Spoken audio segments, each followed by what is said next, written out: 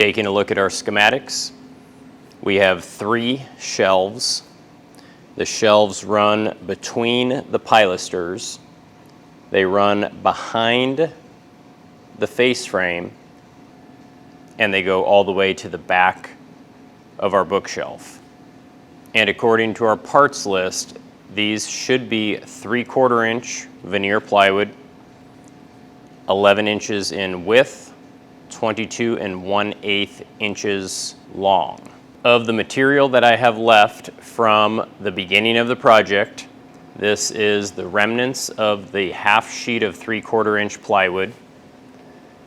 I have one piece that measures about 25 inches long. I have another piece that measures about 48 inches long. The width of my pieces are 11 inches by about 14 inches. With these measurements, I should be able to get all 3 of my shelves out of this remaining plywood. And if we take a look at our cutting diagram for our plywood, that does correlate to what we had planned out.